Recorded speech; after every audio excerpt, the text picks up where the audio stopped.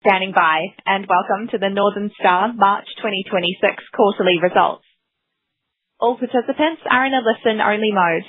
There will be a presentation followed by a question and answer session. If you wish to ask a question, you will need to press the star key, followed by the number 1 on your telephone keypad. I would now like to hand the conference over to Mr. Stuart Tonkin, Managing Director and CEO. Please go ahead. Good morning, and thank you for joining us today. With me on the call is Chief Financial Officer Ryan Gurner and Chief Operating Officer Simon Jessop. As previously announced, in the March quarter, gold sold totaled 381,000 ounces. And today we announced the delivery of those ounces at an all-in sustaining cost of Australian dollars 2,709 per ounce. This improved operational performance exiting the quarter has delivered high margin ounces to generate group underlying free cash flow of $301 million. More specifically, we are prioritising cash flow at KCGM by accelerating volumes from the high-grade Golden Pike zone during current mill constraints. At Dundee, the operational review is underway, and across Thunderbox and Pogo, we've seen gold grades improve. With this improved performance and high-grade ROM stockpiles at KCGM, the company is forecast to deliver its revised FY26 production guidance of above 1.5 million ounces. As previously disclosed, this outlook remains particularly dependent on mill throughput at KCGM, with both downside and upside potential. Total growth capital expenditure for FY26 remains unchanged, with revisions to the KCGM mill expansion project and operational readiness CapEx. The KCGM mill expansion project remains on track for commissioning in early FY27, and pleasingly the project started transitioning from construction to the completions and commissioning during the March quarter, which is marking the next stage of project delivery. Due to ongoing poor productivity levels for construction activity, we prioritise the importance to keep the project on track, and therefore forecast capital spend increased to $680 to $700 million in FY26 and $160 million in FY27. The increased capital expenditure during FY26 for the mill expansion has been offset by a reduction in the forecast spend for operational readiness related to delay in the spend of the thermal power plant and transmission infrastructure. You'll see in the quarterly report we've also introduced some extra detail regarding Stage 1 and Stage 2 for on-site construction. Stage 1 refers to the construction of the 27 million tonne per annum plant. Stage 2 refers to the consolidation of the Gidgee facility, which simplifies the processing footprint to a single location in Fimiston, which supports longer-term operating efficiency and cost structure benefits. At Hemi, our team continues to optimise the engineering and design of the project while advancing approvals. So our balance sheet remains in a net cash position, and our hedge book decreases, our growing exposure to spot gold price coupled with increasing production positions us for a strong increase in cash flows going forward.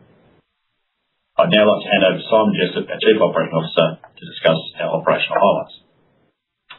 Thank you, Stu, and good morning. This quarter we delivered a solid operational and financial performance with improving production, stronger cost control and continued investment in the long-term growth across our portfolio. At the Kalgoorlie Production Centre, we sold 210,000 ounces of gold at an all-in sustaining cost of $2,550 an ounce, improving on the December quarter. This was driven by stronger cost efficiency at KCGM and a return to normalised performance at the Kalgoorlie operations. Mine operating cash flow was $588 million, generating a net mine cash flow of $156 million after $432 million of growth capital, reflecting both asset strength and continued investment. KCGM sold 117,000 ounces at an all-in sustaining cost of $2,485 an ounce, supported by higher grades and optimising the available mill feed.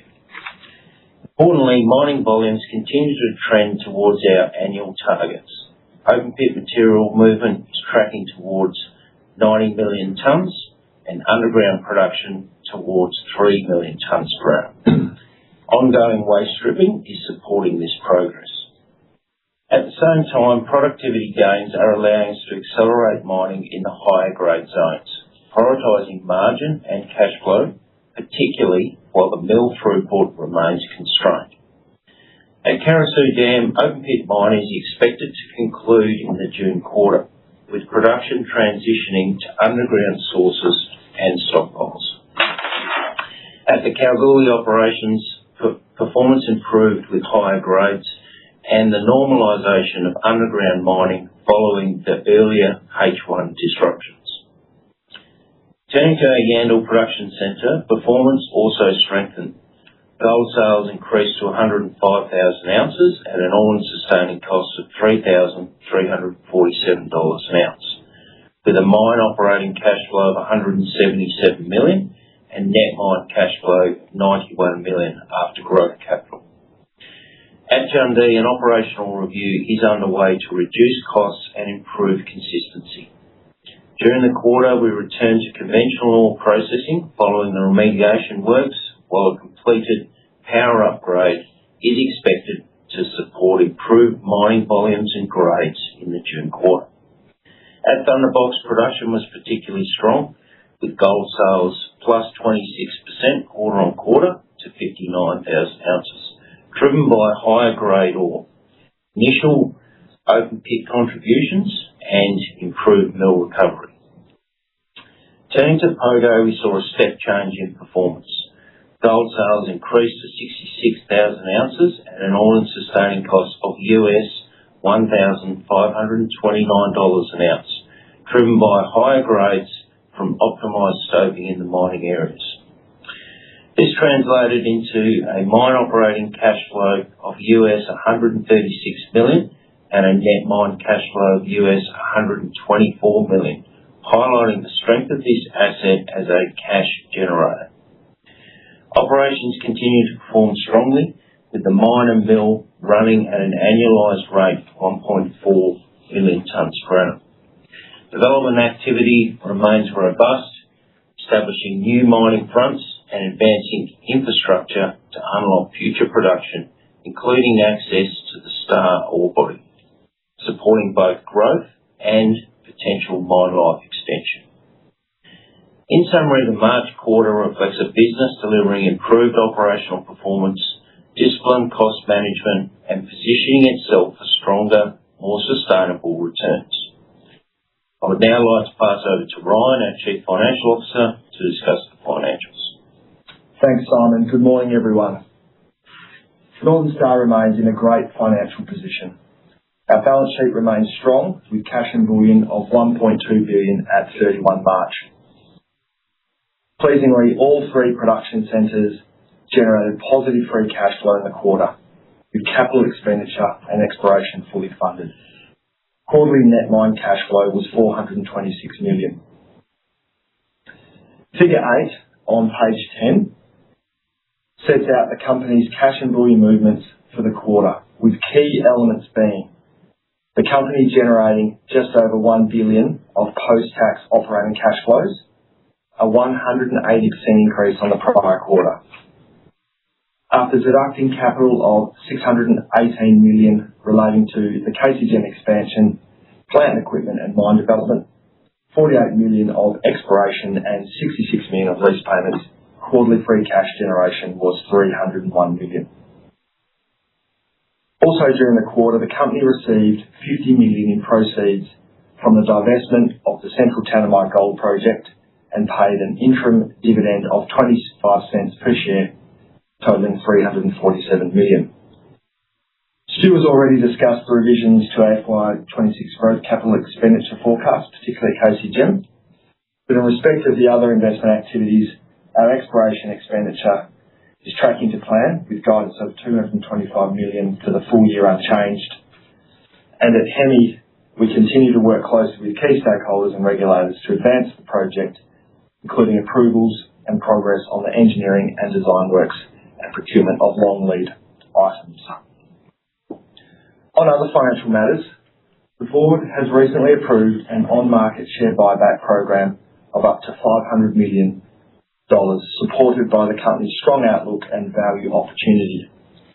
The buyback will be subject to the company's security trading policy, including blackout periods, and will not affect the company's dividend policy to pay out 20 to 30% of cash earnings. From a cash tax perspective, we are guiding the second half of FY26 range to be 240 to 280 million, with 37 million already paid in Q3. No changes to our estimate quantum or timing for landholder duty for the De Grey and Saracen transactions, both likely to be paid during FY27. The company is not experiencing any supply restrictions on fuel, and we continue to engage with our suppliers on this matter frequently. Q4 all-in sustaining costs are expected to be $75 to $85 per ounce higher as a result of increased oil prices. Year-to-date depreciation and amortisation of $1,015 per ounce sold is just above the top end of the guided range of $875 to $975 per ounce, and is expected to track modestly above the top end of the guided range for the full year. For the quarter, non-cash inventory charges for the group are a credit of 46 million, primarily from increases in stockpiles at KCGM. During the quarter, the company refinanced and upsized its corporate bank facilities with maturity dates of March 2030 and March 2031 across two equal tranches totaling 1.75 billion. These facilities remain undrawn and available at quarter end. Also, a reminder that the company will pay interest on its senior guaranteed notes in Q4, which will amount to $18 million. And the company continues to unwind its hedging commitments, with 165,000 ounces delivered during the quarter. At 31 March, commitments total 950,000 ounces at an average price of just over $3,350 per ounce. I will now hand back to Ashley to begin the Q&A. Thank you. Thank you. If you wish to ask a question, please press star 1 on your telephone and wait for your name to be announced. If you wish to cancel your request, please press star 2. If you're on a speakerphone, please pick up the handset to ask your question. Your first question today comes from Hugo Nicolaci with Goldman Sachs. Please go ahead.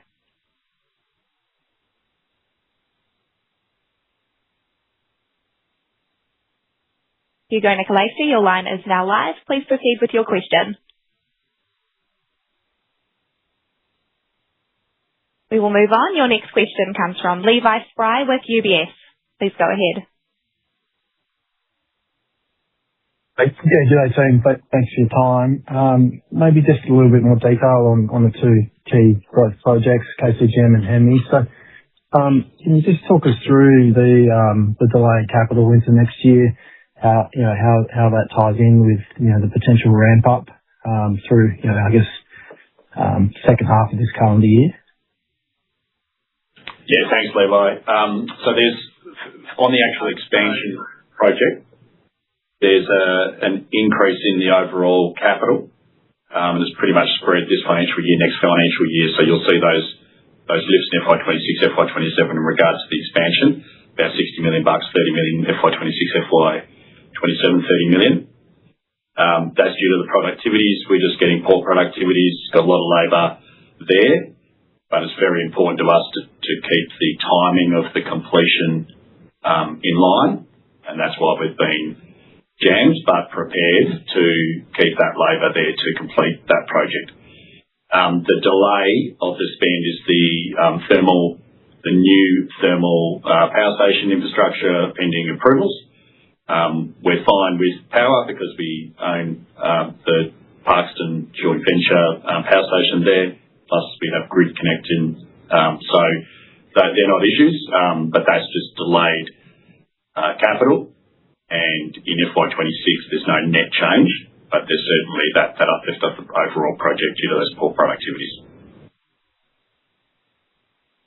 Yeah, okay, thanks. I guess I'm just trying to drill down a little bit more in you retaining the 23 million tonnes as a guidance number effectively for next year, given that the capital has moved a bit. So, is there anything more you can add on that?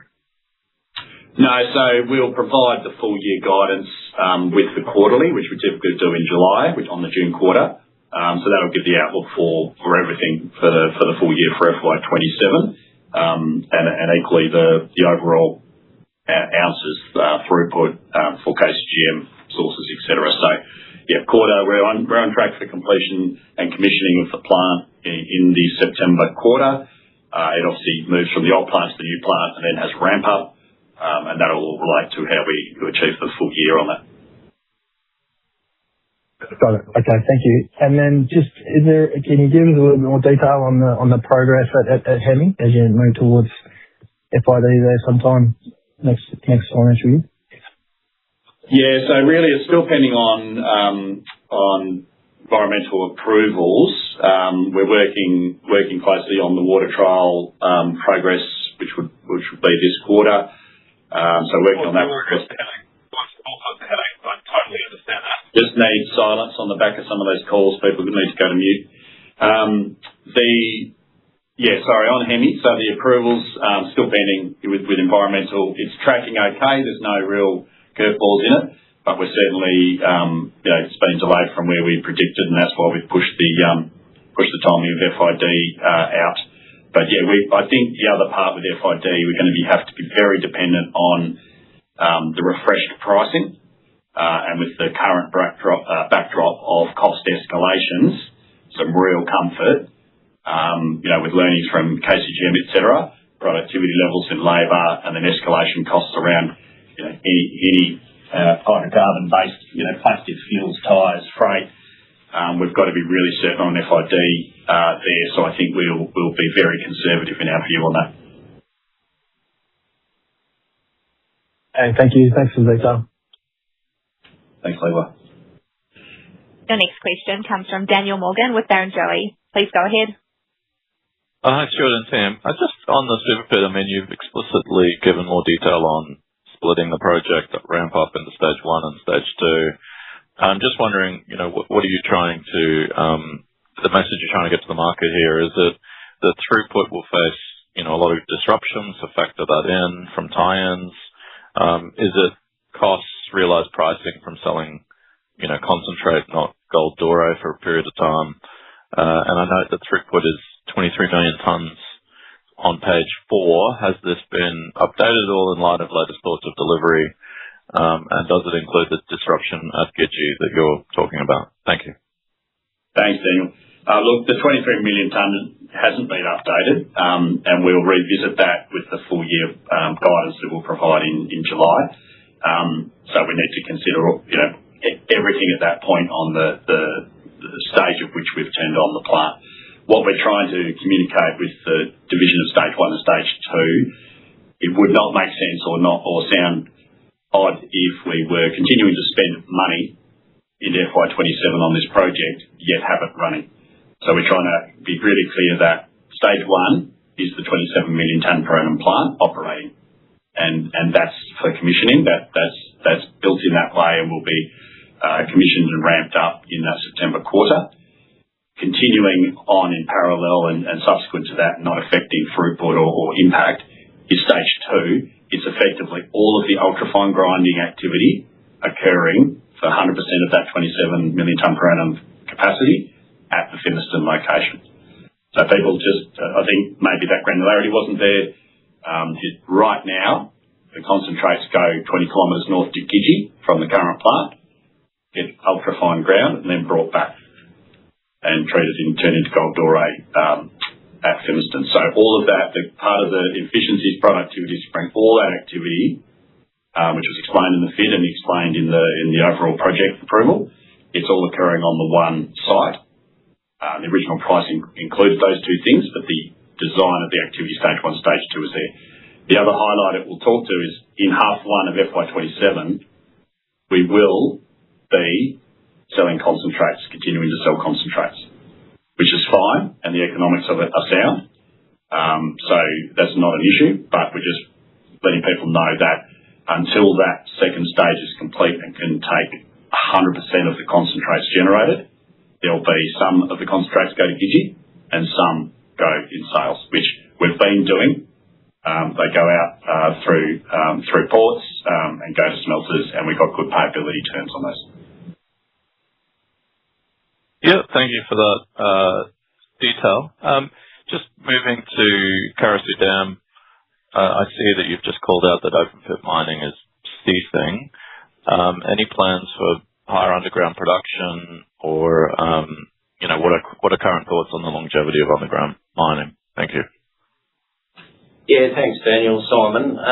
So we're still continuing with the underground mines that we've got. So Karari, Dervish is looking, better at depth, and we're getting some good drill hole hits at Dervish, but Porphyry and $1 Million. So they're the 4 undergrounds that we're running at the moment. Our sort of next phase is really looking at Twin Peaks and Kena as the underground operation. So we're just moving into that phase of more undergrounds as some of them wind off over the next couple of years. We then transition to those other underground operations coming in. There will be some open pits further into the future, but not at the moment. Thank you. And just on, I guess, a broader question of, I think you're conducting, operational reviews across the business. Obviously, you've got Jundee. Sorry, Daniel, I think you dropped out there. Sorry, can you hear me? We can now. We can now. Yeah. Yeah, sorry. My last question is just, you're doing operational reviews, I imagine, across the business, including, Jundee and others. What is the latest plan on providing the outcome of these? Earlier, you had said by the end of the year. Is there any update to that time? Thank you. Yeah, thanks, David. No, we'll stick to the timing of we'll provide that medium-term guidance, which is a multi-year outlook, and we'll provide that this calendar year. We will provide the FY27 guidance with the quarterly, for the June quarterly, say in July. Okay, thanks so much for your perspectives. Thanks, Dan. Your next question comes from Matthew Friedman with MST Financial. Please go ahead. Sure, thanks. Morning, Stu and team. Can I firstly just dig into a little bit more detail on that staging of the expansion? And I understand that the detail you've given in terms of the mechanics of stage 1 versus stage 2, moving the ultra-fine grind down to Fimiston. But I guess just wondering, is this timing or staging approach, has this always been the plan, or has this really been an outcome or been driven by the productivity issues that you face in terms of bringing one part of the process on a little bit later than the rest? Cheers. Yeah, thanks, Matt. Look, the staging and the way the contracts form with the contractor has always been separable portion 1, separable portion 2, always, and their contract structure different. So they were designed, engineered, sequenced exactly like that, and that's how the FID was approved, and that's how the total number contemplated this with contingencies on both those projects. As they've transpired, separable portion 1, which is that 27 million tonne per annum plant, that's on track with the timing, but it's overspent because of the productivities, and we're still working very hard for those final commissioning to be commenced and switched over from the old plant to that new plant in the September quarter. Early in the September quarter is our current design plant, and ramping up throughout. Several portion 2, the ultrafine grinding activity is another 4 to 6 months of activity. So the team moves from the first to the second, stay on site and get that completed. So that was always understood to be the case, and we don't get the recovery improvement of the overall project, and we've said that on the onset, until all of that activity and that volume of concentrate gets done. So we're saying expect that through half 1, which will be material going to Gidgee and the lower recovery. In half 2 of FY27, and we've got stage 2 all commissioned and all the concentrate staying there, improved recovery, lower operating costs, and all of the activity staying on the site. That's the final piece of the improvement for the investment project. And Matt, just to add to that, so Separable Portion 1 is over 95% complete today, and the second portion that Stu was talking about is already 48% complete. So they're happening in parallel. It's just the priority 27 million tonne case is the focus to get first ore into the mill and start producing gold. And the second stage is, just under 50% complete at the moment. So that just trails and gets finished in H1. Understand. Thanks for the additional detail there, guys. And then secondly, on the power plant, you said that you're comfortable there, given that obviously you've already got your own plant and also a grid connection. But obviously we know that the grid stability in Kalgoorlie has been an issue recently. So I guess just wondering, when exactly is the new power plant needed to support the upgraded throughput from the bigger mill? And I guess how do you see those grid stability issues, potentially impacting or potentially not impacting? Thanks. Yeah, so we'll have access to the grid and the 50 odd meg of power from it. We won't be reliant on it. In the first instance, Parkston's the foundation supply for the new plant, and then the move to the newer thermal plant. It can occur within sort of 18 months, 2 years, and it improves the overall unit cost of the power. And final piece of that is the renewables project that has been approved, so the wind and solar. So really that thermal is just the firming power for that renewables project, and that's another step change in the cost structure for the site. So yeah, step one is we're in 50% joint venture of Parkston Power, which underpins the expanded sort of mill demand. We are building a new thermal power station subject to those approvals timing, and then the renewables that sits on the back of that, which is a third party's balance sheet. We've got some switching gear we own. Fundamentally, that comes in within a couple of years to start really driving the power costs down, and we will be in control of our own power security, not dependent on the grid. And if anything, we're out there to support the Goldfields grid and Western Power. We've got some arrangements we're progressing quite positively with the state to assist the Northern Star can assist the Goldfields in underpinning that power. Okay, thanks, Stu. I mean, maybe to put it another way, can you achieve 23 million tonnes, without the support of the Kalgoorlie grid in FY27? Yes, and it will be running at times. It will be running at full 27 million tonne per annum capacity. So full demand. We've got over 100 meg capacity at Parkston, so 99 meg, derated with temperature, and we've got 52 meg from the grid. Well in surplus of the demands of the mine and the mill expanded case. Okay, that's pretty clear. Thanks for that. And then maybe just lastly, on the Jundee technical review, you've talked about considering a range of outcomes there, and obviously you said you're going to give more detailed guidance a little bit down the track, but maybe just conceptually, can you bookend the sort of range of options that you're considering in that study? I mean, if I think, hypothetically, maybe a conservative outcome or a conservative option might be at Jundee that you just mine out the remaining reserves and then kind of, ramp down the reinvestment in that asset. That might be a conservative kind of view, or should I actually be thinking, even more conservatively than that? Conceptually, could there be a reduction in the current reserves given the increase in the cost structure or some of those other factors? Thanks. I think it's too early to give that granularity, but the concepts are the costs are high, and our aim is to cut absolute costs out of the site and then see the maximum output we can get through the current infrastructure that's there. So it means reduction in intensity of activity to get the lower unit costs.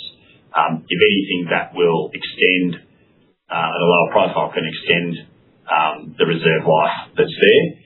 And as far as that investment, again, it has to be ranked and prioritised against the other opportunities we have in the business.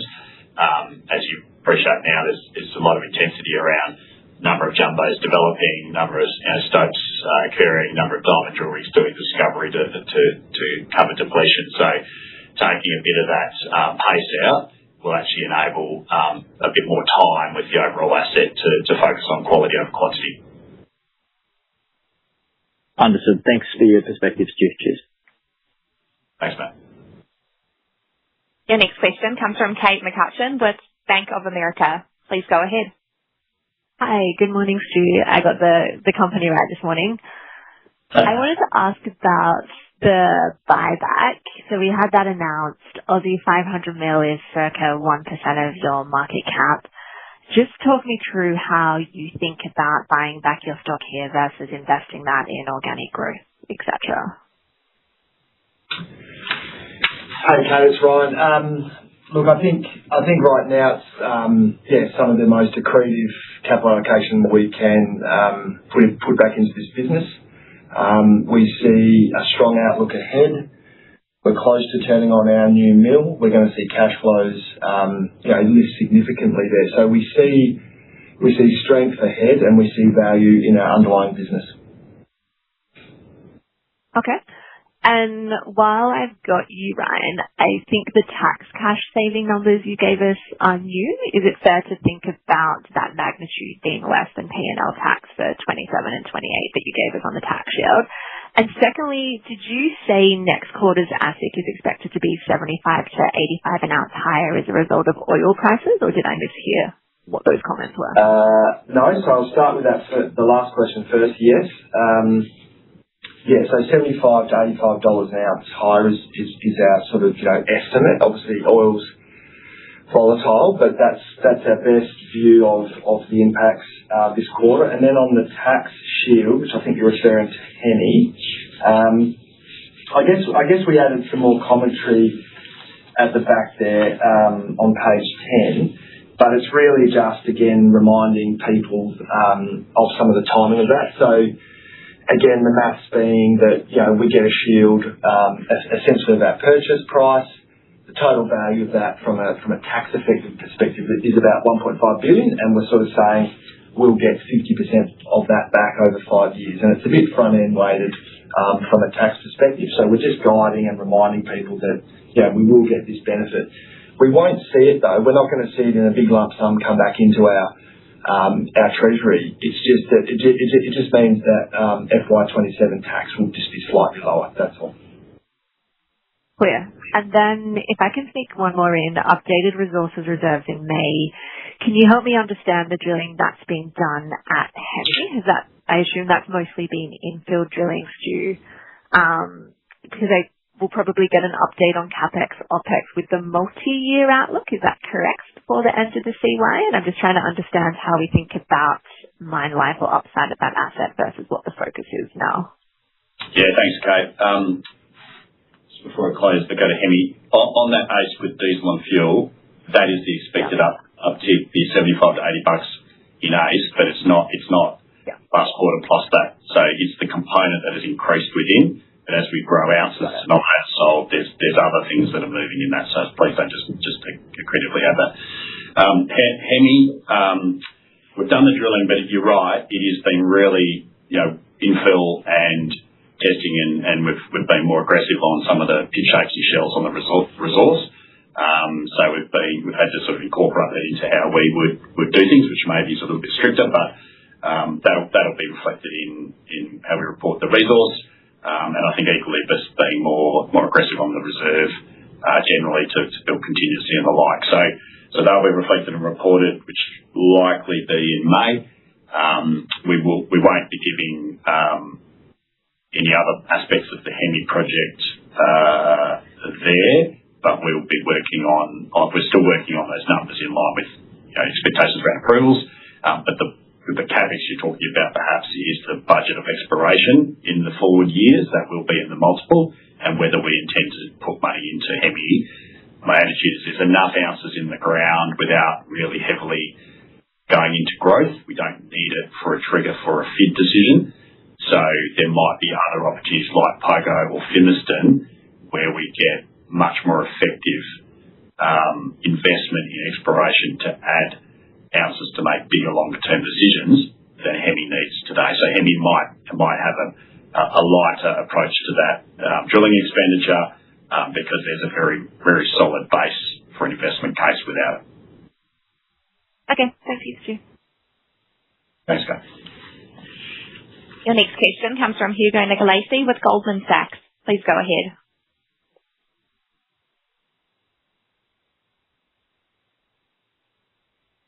Hugo Nicolaci, your line is live. Please proceed. Hey guys, can you hear me?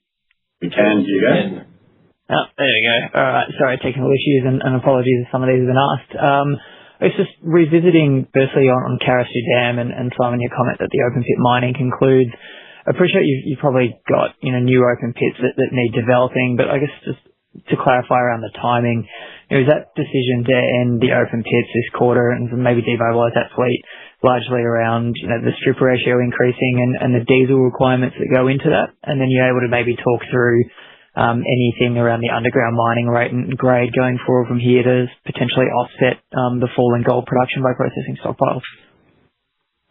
Yeah, thanks, Hugo. No, look, just to be clear, it's not around diesel and trying to conserve, or slow down open pit mining due to diesel. It's purely the mine sequencing. So, mines coming and going at that asset is fairly normal over the journey. It's just we've reached the end of the current open pits. 11 Bells Red Book finishes this quarter. Then we might have some box cuts and a few things to do early in FY27, but there's no ounces attached to that. It's more setting up for the next leg of the underground growth. So probably the best way to think about it is when we do the Investor Day later on this calendar year, we can really show with a bit more visibility some of the sequencing of the mines. That's helpful. So if we think about it today, then realistically the underground rates aren't picking up that materially. You're probably seeing Carosue drop below that 200,000 ounces a year for the next couple of years while you do that underground development?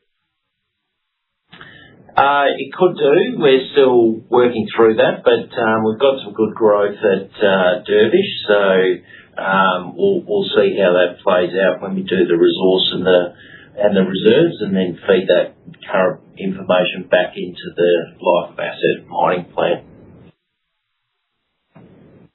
Got it. That's helpful. And then, Ryan, just sort of rounding back on the buyback piece, just confirming then, so that the timing and magnitude of the buyback as it stands is purely a value decision on your stock, and then maybe come August as KCGM and your capital requirements become a little bit clearer, should we consider scope to maybe take this to a magnitude you've previously targeted as being more meaningful around a buyback? I think everything's always on the table, Hugo. We want to allocate our capital to the best return. So buyback's something, if it gets exhausted, if we're through it quickly, we're always able to assess a new opportunity there. And as I said, we're not too far away from seeing that change in free cash flow. There's challenges across the business. There's challenges in oil, all these things. So right now we've decided on that, quantum. We're ready to act, and I guess we'll make those decisions as the time plays out. Great, thanks, Ryan. I'll leave it there. Cheers, guys. The next question comes from Jonathan Sharp with JP Morgan. Please go ahead. Yeah, morning, Stu and team. Just with KCGM mill expansion and the CapEx, can you just help us understand the split between construction productivity and cost inflation, and which is proving harder to control as we move through to commissioning? Yeah, so thanks, Jonathan. So there's an uplift of about $60 million for that project that we've just reported, so 30 this year, 30 next year, I'd say, and it one knocks through to the other, but probably 2/3 of that is just the labour, lower productivity. So you've got more people doing same work at that elevated cost. In turn, cost escalation is occurring not just through diesel but through all other things, and labour's embedded in all of those cost escalations, which we don't see easing. So that's been a large part of you have extra labour. It flows through to commuting that labour, housing that labour, the consumables they use, all of those things knock through. But it's a reality that underpins anyone spending money at the moment. Yep. Okay, that's clear. And just as you move through commissioning, without getting into commercially sensitive detail, does the main contractor remain accountable through wet commissioning, performance testing, and are there performance incentives, acceptable criteria tied to sort of final handover? Just interested in knowing a little bit of detail on that. Thanks. For sure. I mean, there's pretty traditional standard things where like you do a handover and it's got to meet criteria, so that's embedded. And look, we've got the commitment from the contractor to they want to see this working as well as we do and promote it for the next opportunity. So that's there. Equally, we've got the same contractor doing stage 2. It's a different structure, again, different incentivisation. Approach to that's going well. And Simon spoke to 95% of the stage 1's complete, nearly 50% of stage 2 is complete, and those structures drive that behaviour largely. So yeah, we're okay with those things, and we'll be tracking and checking those things closely. We won't be silly on the risk balance here. If it comes down to disputes around small amounts of quality. We think running the plant and addressing some of those things as we go, rather than, not waiting to move into your house till your fly screens are on, we'll be sensible in the timing of that. Okay, great. Thanks for that. Your next question comes from Adam Baker with Macquarie. Please go ahead. Hey, Stu and team. And thanks for the colour on the increase in fuel prices. Just assuming here, mostly it's related to diesel. But just looking at the midpoint of guidance, I mean, that's implying about a 3% increase in your cost base. Just wondering, if you go back to the start of FY26, prior to the diesel price escalation, can you give us any colour on what diesel prices were as a percentage of cost base for the business? They're probably, Adam, it's Ryan, they're basically doubled, I guess, in this quarter. That's what we're forecasting. They're probably 4% of our business, I'd say, back then. Now they're obviously pushing 7-8%. For the quarter. That's clear. Thank you. And just secondly on the buyback, clearly a lot of optionality here for you guys to deploy that. Just wondering if you've considered, any minimum net cash thresholds before you deploy it. Noting you've got 320 million at the end of the quarter. I take it you wouldn't draw down on the 1.75 billion corporate bank facility to prioritise the buyback, for example. I think, Adam, what I'd say is, we want to maintain good liquidity. We've got good flexibility on our balance sheet if we have to draw debt, for whatever purpose, and we see the cash flows ahead, right? So we're sitting here in late April. The mill will turn on early FY27. We're really looking forward to that. We see what's ahead. There's challenges in the sort of more global economy with oil, but we feel as though with our balance sheet, with our cash and bullion on hand, we can manage that. Okay, thank you. There are no further questions at this time. I'll now hand back to Mr. Tonkin for closing remarks.